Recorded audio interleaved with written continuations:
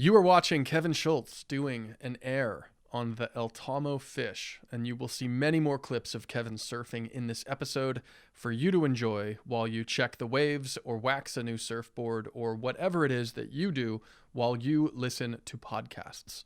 In this episode, Kevin also rides the no-brainer, the FRK, and possibly his favorite, the Dominator II, and he discusses each of those surfboards in depth, beginning at around the 20-minute mark, so skip ahead to that if you want. Also in this episode, Kevin's worst injury, his scariest moment in the ocean, and your chance to win a surfboard. Because Kevin thought it would be fun to give away one of his 5'4" Dominator IIs, and we're going to do it. So just go to firewiresurfboards.com/the-wire and click on the page for this episode with Kevin. Enter your email, and you're entered to win Kevin's 5'4" Dominator II, complete with an action pad that Kevin applied himself for you.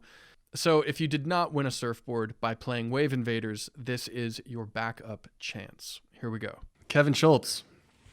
Chris Grow. Welcome to the Wire podcast.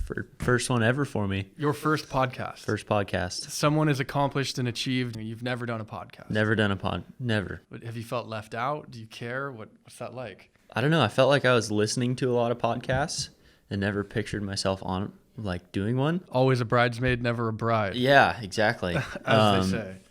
I've been definitely on the Joe Rogan kick, little NPR here and there. Yeah, NPR. Now we're on the Wire. Now you're on the Wire.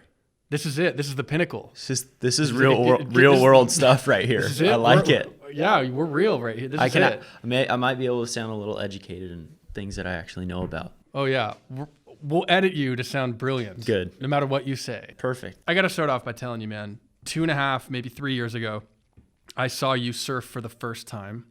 When I saw those clips, I thought they were in La Jolla. Maybe they weren't. But when I saw them, I thought, that kid, it would be so rad to have him on our boards. And for whatever reason at the time, I just sort of felt like it wasn't a possibility. Now here you are, man. I'm psyched. We're all psyched. It's so rad to have you on the boards. And you've been surfing a lot, but you sort of have an injury now. What is it? Where did it happen? Kind of tell us what the last 2 or 3 weeks have been like for you. Well, first of all, thank you for the warm welcome to the team. Dude, too easy. Very, very honored to be a part of this crew and kind of working together. I just got back from Indonesia. We did a trip out there, Stab High, and more details will come soon on that. And that was your first boat trip? That was my first boat trip. It was pumping. Got amazing waves, and unfortunately I broke my hand. I just did a weird air and kind of came down, ended up crushing my hand between my board and my back, just because I tried to catch my board on the way down and still tried to land an air even though it wasn't plausible. So I fractured my fourth metacarpal. It's feeling pretty good right now. I've actually been standing up on a few waves and just getting back moving after 2 weeks of being out of the water. And, injuries happen. That's kind of part of the territory, and I'm not too upset. The waves haven't been that great here, and I'm actually in my last semester of school right now, so it's kind of been pretty busy. The last 5 weeks of this semester have been pretty hectic, so I've kind of been putting my time into school as well. I'm going to ask you about school in a sec, because you do an awful lot of stuff. Your life is very full right now. But because you're talking about your hand, I want to ask you 2 random questions. What's the worst injury you've ever had from surfing? Worst injury would have been I did my right foot. I did my Liz Frank, and it's actually really similar. It is the same injury that Kelly had. So I tacoed my foot in half and just cracked a couple bones, couple fractures in there. And then my Liz Frank, I just tore a bunch of ligaments off the top of my foot, and that was so How did painful. That happen? I was wake surfing with Josh Kerr in Australia. It was the first time I've ever been to Australia. Day one, I got there and we went wake surfing because the waves were flat. Yeah. Josh has these sick boats, and went out and I did a shove it behind the boat and rolled on my foot. And it's actually pretty similar to what I did with my hand. I crushed it and I tacoed it in half, and I was out of the water for like 8 months with that injury. And I had to have surgery. Dr. Kramer did my surgery, and I'm made a pretty quick recovery for what that injury was. But to this day, I wake up and my first step or two out of bed is usually a little creaky. But once I get warmed up, it's 100%.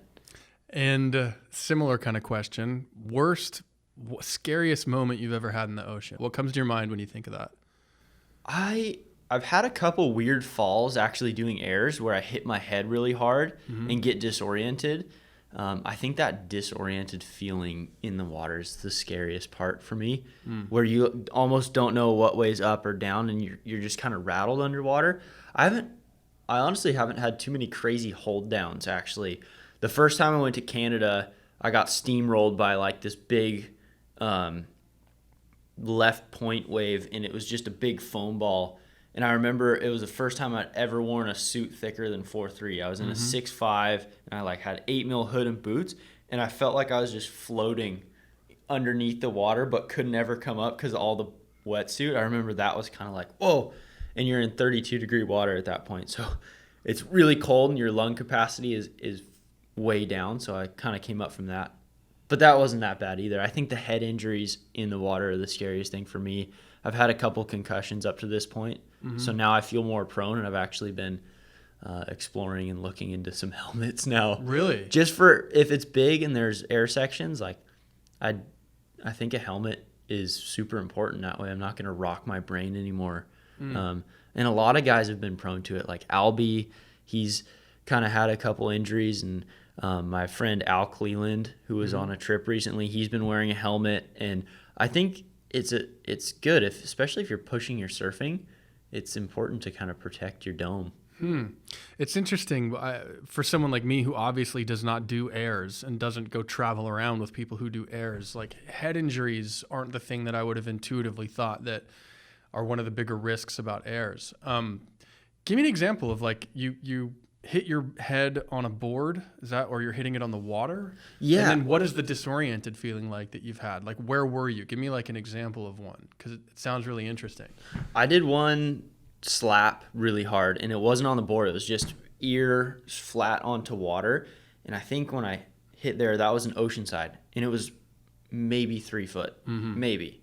And I just fell weird and slapped really hard, and kind of saw those black spots in my eyes when I came up. Yeah.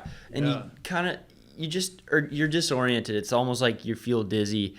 And that is minor compared to some of these injuries these guys are having. Like Albie, when he hit I don't know if he hit his head, but he just had that really brutal wipeout at Jaws. I can't imagine what a 60-foot wave landing on you versus doing an air on a 3-foot wave.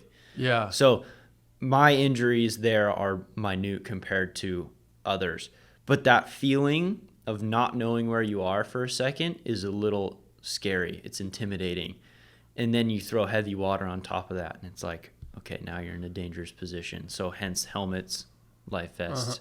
I think those are coming into play in surfing more. And even the small wave thing, I think most surfers will tell you they get more hurt surfing small waves than big waves, with the exception of professional big wave surfers. So in your case, because we're talking about airs, I think for most people, you came onto their radar from the airs that you've been doing over the last 2.5, 3 years.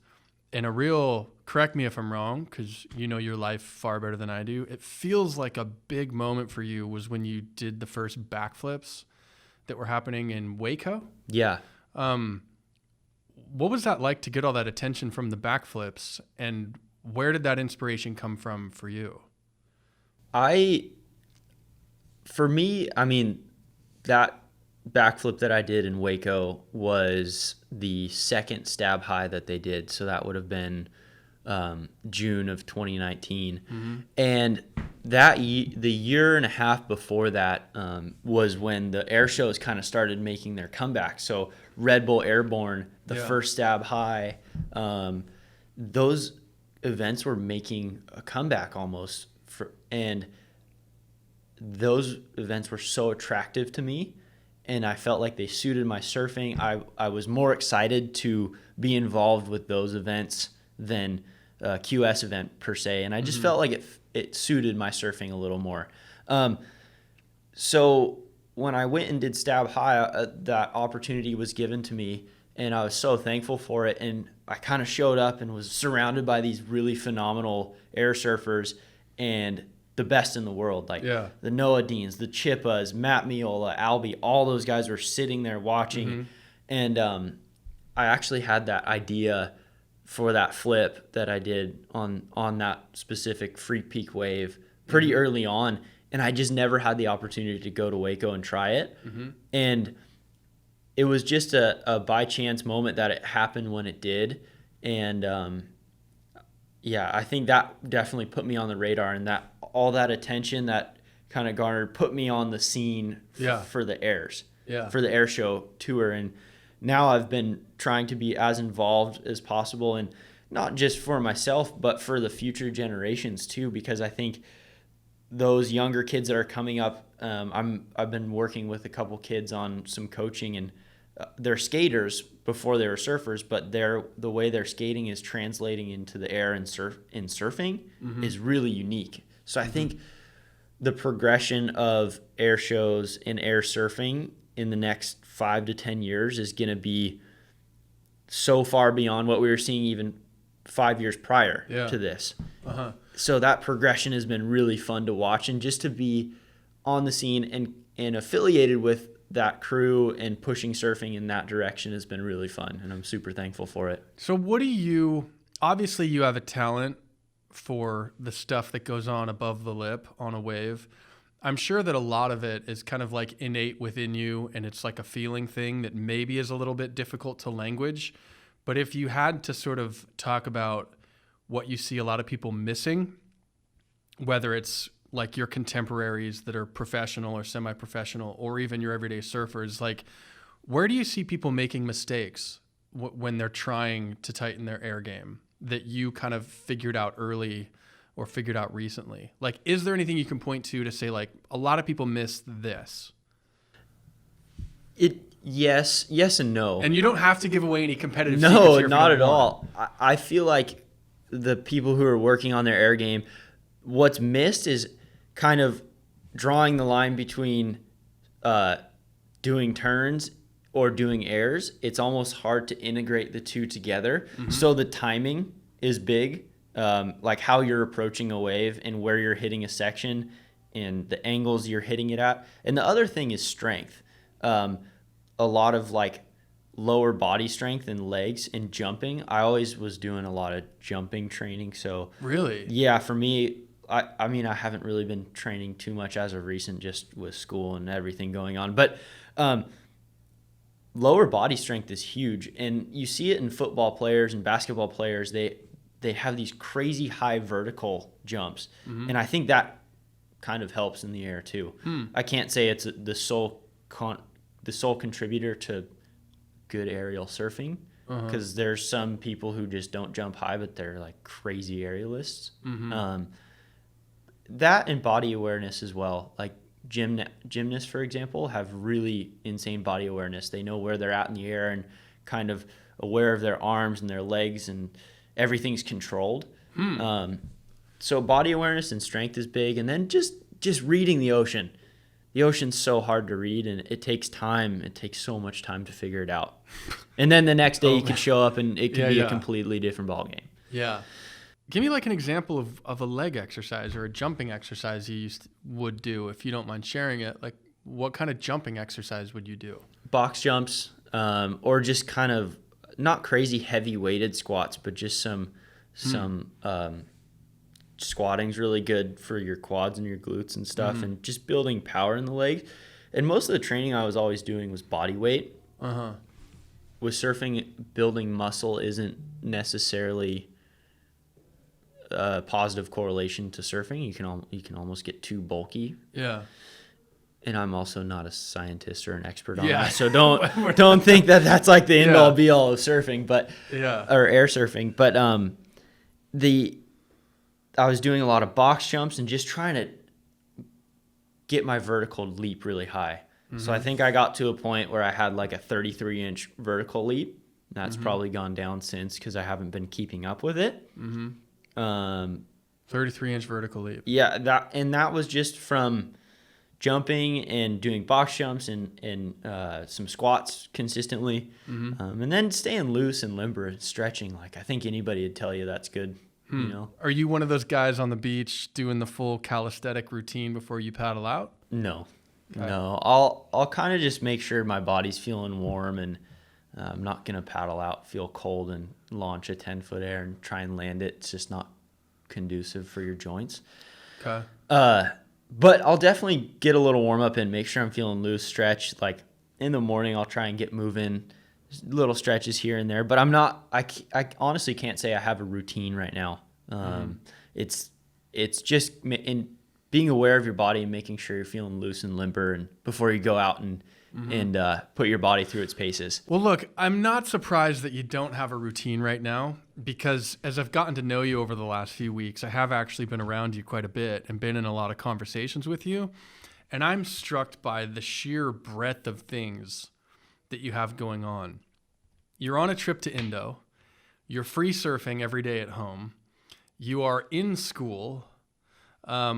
You are working with various sponsors. You have this like hybrid life of like student, professional surfer kind of going on. What are the degrees that you're either working on or that you recently got? I'm in my last semester here. I graduate December 19th. With a degree in what, or certification? With my bachelor's in healthcare management and administration, and I minored in psychology. And that's all been through Northeastern University, all online. And it's a 4-year program, and honestly, it's probably taken me almost 6.5 years to get through it, just because I was also trying to pursue the professional surfing aspect and doing the QS events and doing the air shows, and then also doing free surf trips. So juggling all of that was busy. But when I first started college, they actually offered me a little scholarship for surfing through the U.S. team when I surfed for the U.S. team as a junior. And I took them up, and my parents were really amazing and pivotal in my education. They said, "Hey, Kev, if you pursue your education straight out of high school, we'll help you pay for it. We'll get you through school." And I kind of took them up on that. I just wanted to have a little more diversity in my profile per se, because I don't know how long professional surfing is going to last, you know. In general, or for you personally? In general and for me. It's an odd landscape right now, isn't it? It's really weird, especially in light of recent events. And I kind of always knew, I finished up some EMT school as well.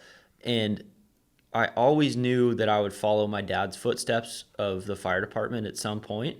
I think it's a great way to serve your community. It's fun work. It's hard work. And I have a lot of close friends who do it. And I have so much respect for those men and women who are in first responders. And it's always been an attractive career path for me. But it's also something that allows me to surf at a professional level still. Yeah. So You mean when you become a fireman because you have blocks of time off? You mean? Yeah, that and the lifestyle that those guys and girls live with regular exercise, and I just like the fact that they're involved in the community and kind of working in a public health sector that's like doing good for the community. I enjoy helping people, and I think that's a great career path to help people and kind of provide that for the community. So you have, for the past 6.5 years, like given yourself a lot of optionality in your life. There's a lot of different directions your life could go depending on the work that you've done in surfing, in school, as a prospective EMT worker. That's really cool, man. That's incredible that you worked those parallel paths like that. How old are you? I'm 25. You've gotten a lot done within the last 6 to 10 years, it feels like. I mean, I like to think that I have, but it's still, for me, I'm looking at it and they're kind of just like little steps I've taken. I have my EMT license, but I don't work as an EMT yet. I'd like to get some first responder experience, maybe work on an ambulance. I have a few more tests I need to take in the process to even apply for positions as a firefighter. So I still need to do those things, and there's a lot that needs to be done, but I'm just trying to take little steps here and there that is going to allow me that opportunity in the future. Yeah. Whether it be education or working as a first responder or as a professional surfer. There's a couple different avenues that I'm just trying to broaden my horizons with. I just think that's really cool. It's just an observation that I can't Thank help you. but make. Thanks. I But appreciate it. among all this stuff that you're doing, you surf so much. You've been riding so many different boards. A big part of the reason that you're here at Firewire now is just a relationship that you developed with Kelly from Surfing Trestles, among everything else that you've got going on. And I kind of want to geek out with you on some boards, if that's okay. Like, cause Let's break them down. You've been surfing so many of these things. The first board that I ever really saw you surf was the Dominator II. What went through your mind surfing that one? And what happened with your friends? I remember you telling me you sent me a text from one of your friends or something like that who had stolen it or borrowed it. I let him try it. Or something to that effect. Well, the Dominator II has this really attractive outline to me that it's short, but kind of carries some foam through the rails, and it's got this real gradual outline from nose to tail. And for around my house and the general Southern California area, I think the Dominator II is a really user-friendly, universal surfboard that you could ride from overhead to when it's 1 foot. And I've been playing with fins. I've been playing with a quad versus a thruster, Mick Fanning's versus accelerators, which is kind of Kelly's template. And just mixing it up with that board, I felt like I could almost cover 99% of my everyday surfing with that board. Where's your house for our audience who doesn't know? I live in San Clemente. And where do you consider like your zone? Like if you're not chasing a swell out of your zone or whatever, like the fringe cases, like where do you consider your daily zone? From where in the south to where in the north? Lowers to Salt Creek. Mm-hmm. I kind of live I almost live borderline Capo Beach. So Creek and T Street are equidistant from my house. And Dominator 2, like the first time you got it or grabbed it, is that a lot wider than what you would normally surf? Yeah, definitely. I think that Dominator 2 I grabbed was 19 and 1/8. Mm-hmm. About. I'd say my everyday shortboard is somewhere in that 18 3/4, 18 and a half, 18 3/4. Mm-hmm. So it was almost 3/4 of an inch wider. Yeah. And that doesn't sound like much, but under your feet it is. And under your arm too, right? Absolutely. Because there's always these things, like when Kelly came out with the FRK, everyone's going to put this under their arm and be like, it's too narrow and too thin. Yeah. But he was like, don't believe it. Like surf it, especially if it feels too narrow and too thin. And it kind of sounds like it's the inverse with the Dominator. Like it might feel way wider than what you expect, but it somehow works for absolutely some other reason. That wide point too is kind of, if you think it's too wide, you're going to see the length and be like, oh my gosh, it's really short. Mm-hmm. I mean, I'm 6'1", and my Dominator 2 is 5'4", and 26 liters. That's short. Pretty short. I do have a more narrow stance, I think, but to me, that taking away, you can have like a long, narrow board that turns easily because it's narrow and it teeters quickly, or you can have a short and wide board that turns easily because your stance covers a larger surface area from the tail to the nose. Yeah. So your swing weight's different. Yeah. And I think swing weight's huge. Swing weight's like a really interesting factor in air surfing too. Let's go fully to the opposite side of the spectrum then, because Dominator 2, short, compact, thick foil from nose to tail, wide. Go to the other side of the spectrum, another board you've surfed, FRK. Long, narrow, thinner. Do you feel more swing weight in the nose on a FRK? Is that kind of an accurate thing? Or kind of compare and contrast the two and where you've liked an FRK and what that's felt like? I think the FRK in like a fast running beach break, that's kind of got maybe a little more punch or power. Or, for example, I've surfed the FRK at well overhead lowers. Mm-hmm. And when we're talking about swing weight in the nose, I just mean there's more nose out in front of your front foot, making the front of the board a little heavier on a longer surfboard. And that's going to just allow you to draw longer lines, whereas the Dominator II, maybe a little shorter lines, still holds. You still have the hold, but your lines are changing. How you're surfing the board on the wave is changing. Yeah. Isn't it interesting how difficult it is to talk about surfboard performance? Like Yes. everyone has a different vocabulary for it. There's not really a uniform language. Exactly. But let's get alternative for a second. I saw a really great clip of you doing just a big frontside air on an El Tomo fish. Give us an idea of where that was at and like kind of what that board feels like. That was like oceanside, and I wasn't one for surfing quads. How long have you been that often. way? Have you always been that way? I've always been that way And what is until I jumped on these Firewires and Slaters and El Tomos. Like, I just never really had boards made for me with quad setups, with the exception of a few. It's not like I've never surfed a quad before, but now I feel like I'm consistently getting on quads. And it was definitely a learning curve for me, but the down the line momentum that quads generate is much faster than a thruster, in my opinion. I feel like the quad almost takes away that center fin drag and allows you just a different pivot point off your tail. So like a thruster, you're kind of pivoting off that back fin, whereas a quad, you're pivoting off two back fins that are a little further up in the board. And I'm no expert at surfing quads yet. Like, I'm really new to this, so I'm still figuring it out.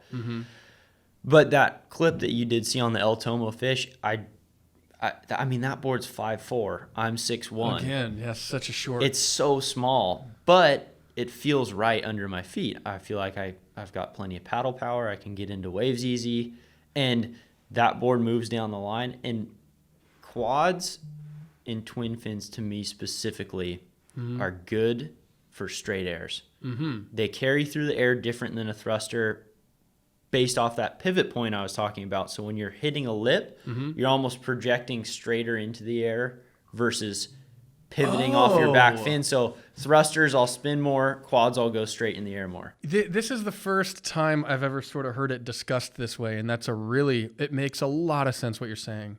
Because when you're hitting the lip with a quad, do you feel like you're hitting it with more directional drive, and whereas with a thruster, you're kind of hitting it with like a more of a whippy vibe? Yeah, it's like a quad would be a more horizontal approach down the line, basically. So you're still moving, you're tracking down the line as you hit the lip still. Whereas a thruster, you're pivoting off that back fin and spinning. And this is air surfing we're talking here. I'm not, like, turns are probably different too. So if we're just talking about air surfing. So tell us, like, as someone who does a lot of airs, is it true to say that it is generally more difficult to land straight airs because of the way that when you're doing a straight air, you're not able to flick your rotation forward towards the beach, moving in the same direction as the wave towards the beach? I would say straight airs are more difficult than rotations for the most part. Give us some thoughts on why. Why is that? Because they look so good, big straight airs. And I feel like we see them so much less than rotational airs. Do you think that's right, or am I wrong? And I think you're spot on. I mean, when you're moving down the line and approaching a lip to hit and do an air, I would say typically your load up, so your bottom turning, you're compressing, your back arm is typically behind you, and you're almost loading up to spring your body forward. When you spring your body forward, your back arm will, if you're not grabbing, will typically carry in front of you. And that carry is going to make you spin in the air.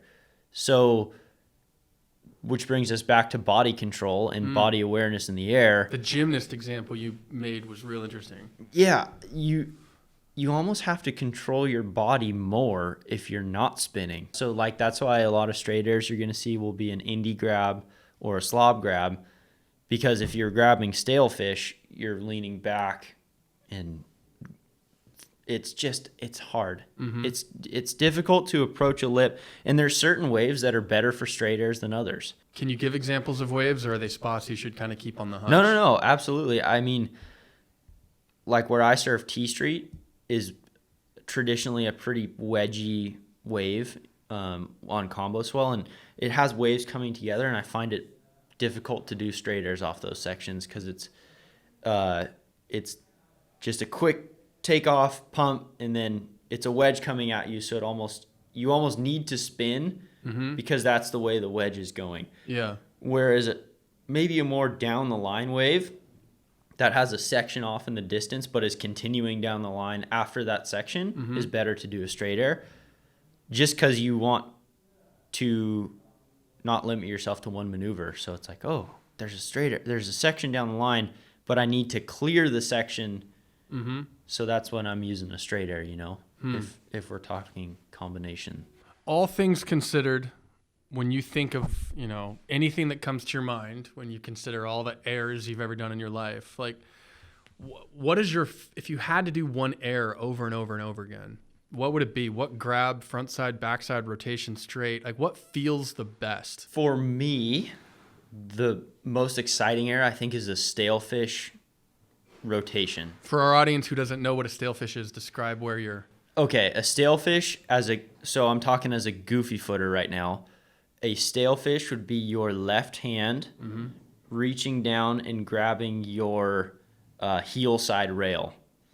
For regular footers, it would be your right hand reaching down, grabbing your heel side rail, and then adding a rotation with that. So it's almost a reach down grab and then torque with your shoulder and pull. The reason I like those airs is because that grab paired with a rotation is difficult because it's almost counteracting your natural spin motion. So if you get a spin in with a Stalefish, it feels good when you make it because you knew it was difficult. Yeah.